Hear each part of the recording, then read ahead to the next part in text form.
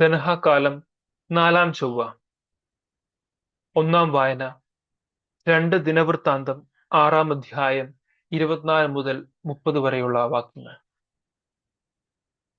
അങ്ങേ ജനമായ ഇസ്രായേൽ അങ്ങയോട് എതിർത്ത് പാപം ചെയ്യുമ്പോൾ അവർ ശത്രുക്കളാൽ തോൽപ്പിക്കപ്പെടുകയും ആ സമയം അവർ പശ്ചാത്തപിച്ച് അങ്ങയുടെ നാമത്തെ ഏറ്റുപറയുകയും ഈ ആലയത്തിൽ വെച്ച് അങ്ങയോട് പ്രാർത്ഥിക്കുകയും ചെയ്താൽ അവിടുന്ന് സ്വർഗത്തിൽ നിന്ന് കേൾക്കണമേ.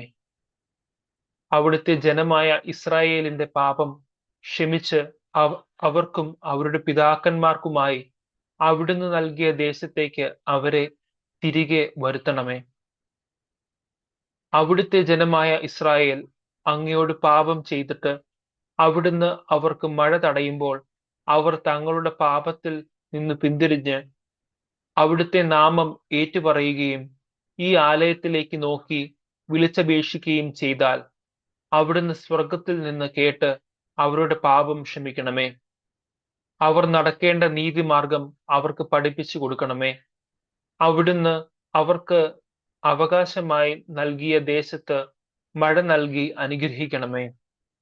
ദേശത്ത് ക്ഷാമമോ സാംക്രമിക രോഗമോ മഹാമാരി, വിഷമഞ്ഞ്, വെട്ടുക്കിളി, കീടബാധ മുതലായവയാലുള്ള കൃഷിനാശമോ മറ്റ് പീഡകളോ ഉണ്ടാകുമ്പോഴും ശത്രുക്കൾ ആക്രമിച്ച് കീഴ്പ്പെടുത്തുമ്പോഴും അവിടുത്തെ ജനമായ ഇസ്രായേൽ ഒന്നടങ്കമോ വ്യക്തികളായോ തങ്ങളുടെ സങ്കടത്തിൽ അങ്ങയോട് നിലവിളിക്കുമ്പോൾ ഈ ആലയത്തിങ്കലേക്ക് കൈകൾ നീട്ടി പ്രാർത്ഥിക്കുമ്പോൾ അവിടുത്തെ വാസസ്ഥലമായ സ്വർഗത്തിൽ നിന്ന് കേൾക്കണമേ. അവരോട് ക്ഷമിക്കുകയും ഓരോരുത്തരുടെയും ഹൃദയമറിഞ്ഞ് അങ്ങ് അവരുടെ പ്രവൃത്തികൾക്കനുസരിച്ച് പ്രതിഫലം നൽകുകയും ചെയ്യണമേ.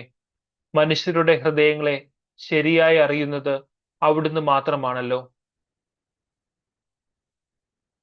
രണ്ടാം വായന. ബാറൂക്കിന്റെ പുസ്തകത്തിൽ നിന്ന് 1 അധ്യായം 15 മുതൽ 22 വരെയുള്ള വാക്യങ്ങൾ. നിങ്ങൾ പറയണം, നീതി നമ്മുടെ ദൈവമായ കർത്താവിൻ്റെതാണ്. യൂദയായിലെ ജനവും ജെറുസലേം നിവാസികളും നമ്മുടെ രാജാക്കന്മാരും പ്രഭുക്കന്മാരും പുരോഹിതന്മാരും പിതാക്കന്മാരും ഉൾപ്പെടെ ഞങ്ങൾ എല്ലാവരും ഇന്നുവരെ ലജ്ജിതരാണ്. എന്തെന്നാൽ കർത്താവിന്റെ സന്നിധിയിൽ ഞങ്ങൾ പാപം ചെയ്തു. ഞങ്ങൾ അവിടുത്തെ അനുസരിച്ചില്ല. ഞങ്ങളുടെ ദൈവമായ കർത്താവിന്റെ സ്വരം ശ്രവിക്കുകയോ അവിടുന്ന് നൽകിയ കൽപ്പനകൾ അനുസരിക്കുകയോ ചെയ്തില്ല.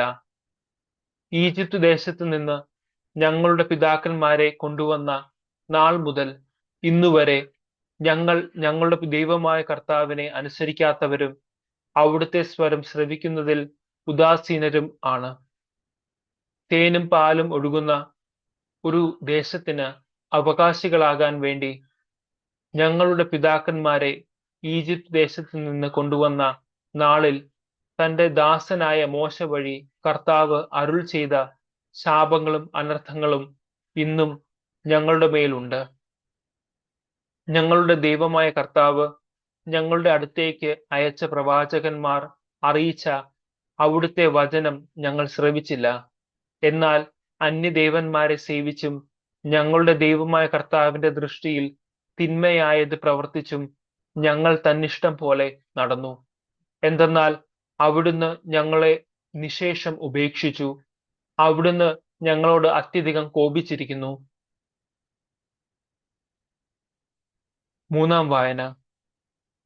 യാക്കോബ് ശ്ലീഹ എഴുതിയ ലേഖനം 5 അധ്യായം 13 മുതൽ 20 വരെയുള്ള വാക്യങ്ങൾ.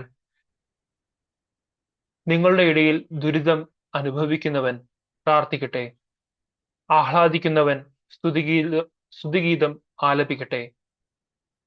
നിങ്ങളിൽ ആരെങ്കിലും രോഗിയാണെങ്കിൽ അവൻ സഭയിലെ ശ്രേഷ്ഠന്മാരെ വിളിക്കട്ടെ. അവർ കർത്താവിന്റെ നാമത്തിൽ അവനെ തൈലാഭിഷേകം ചെയ്ത് അവനു വേണ്ടി പ്രാർത്ഥിക്കട്ടെ. വിശ്വാസത്തോടെയുള്ള പ്രാർത്ഥന രോഗിയെ സുഖപ്പെടുത്തും. കർത്താവ് അവനെ എഴുന്നേൽപ്പിക്കും. അവൻ പാപങ്ങൾ ചെയ്തിട്ടുണ്ടെങ്കിൽ അവിടുന്ന് അവന് മാപ്പ് നൽകും. നിങ്ങൾ സൗഖ്യം പ്രാപിക്കാനായി പരസ്പരം പാപം ഏറ്റുപറയുകയും പ്രാർത്ഥിക്കുകയും ചെയ്യുവിൻ. നീതിമാന്റെ പ്രാർത്ഥന വളരെ ശക്തിയുള്ളതും ഫലദായകവുമാണ്. ഏലിയ നമ്മെപ്പോലെ ഒരു മനുഷ്യനായിരുന്നു. മഴ പെയ്യാതിരിക്കാൻ അവൻ തീക്ഷ്ണതയോടെ പ്രാർത്ഥിച്ചു. ഫലമോ, 3 വർഷവും 6 മാസവും ഭൂമിയിൽ മഴ പെയ്തില്ല. വീണ്ടും അവൻ പ്രാർത്ഥിച്ചു. അപ്പോൾ ആകാശം മഴ നൽകുകയും ഭൂമി ഫലങ്ങൾ പുറപ്പെടുവിക്കുകയും ചെയ്തു. എന്റെ സഹോദരരെ, നിങ്ങളിൽ ഒരാൾ സത്യത്തിൽ നിന്ന് വ്യതിചലിക്കുകയും അവനെ വേറൊരാൾ തിരിച്ചു കൊണ്ടുവരികയും ചെയ്യുന്നെങ്കിൽ, പാപിയെ തെറ്റായ മാർഗത്തിൽ നിന്ന് പിന്തിരിപ്പിക്കുന്നവൻ തന്റെ ആത്മാവിനെ മരണത്തിൽ നിന്ന് രക്ഷിക്കുകയും തന്റെ നിരവധിയായ പാപങ്ങൾ തുടച്ചുമാറ്റുകയും ചെയ്യുന്നുവെന്ന് നിങ്ങൾ അറിഞ്ഞുകൊള്ളുവിൻ.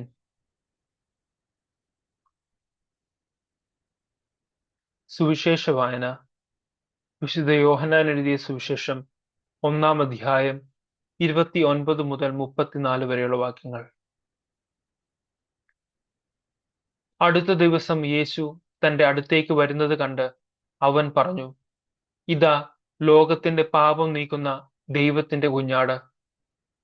എന്റെ പിന്നാലെ വരുന്നവൻ എന്നേക്കാൾ വലിയവനാണെന്ന് ഞാൻ പറഞ്ഞത് ഇവനെപ്പറ്റിയാണ്. കാരണം എനിക്ക് മുമ്പ് തന്നെ ഇവനുണ്ടായിരുന്നു. ഞാനും ഇവനെ അറിഞ്ഞിരുന്നില്ല. എന്നാൽ ഇവനെ ഇസ്രായേലിന് വെളിപ്പെടുത്തുവാൻ വേണ്ടിയാണ് ഞാൻ വന്ന് ജലത്താൽ സ്നാനം നൽകുന്നത്. ആത്മാവ് പ്രാവിനെ പോലെ സ്വർഗത്തിൽ നിന്ന് ഇറങ്ങിവന്ന് അവന്റെ മേൽ ആവസിക്കുന്നത് താൻ കണ്ടു എന്ന് യോഹന്നാൻ സാക്ഷ്യപ്പെടുത്തി. ഞാൻ അവനെ അറിഞ്ഞിരുന്നില്ല. എന്നാൽ ജലം കൊണ്ട് സ്നാനം നൽകാൻ എന്നെ അയച്ചവൻ എന്നോട് പറഞ്ഞിരുന്നു, ആത്മാവ് ഇറങ്ങിവന്ന് ആരുടെ മേൽ ആവസിക്കുന്നത് നീ കാണുന്നുവോ, അവനാണ് പരിശുദ്ധാത്മാവ് കൊണ്ട് സ്നാനം നൽകുന്നവൻ. ഞാൻ അത് കാണുകയും ഇവൻ ദൈവപുത്രൻ ആണ് എന്ന് സാക്ഷ്യപ്പെടുത്തുകയും ചെയ്തിരിക്കുന്നു. നമ്മുടെ കർത്താവായ മിശിഹായ്ക്ക് സ്തുതി.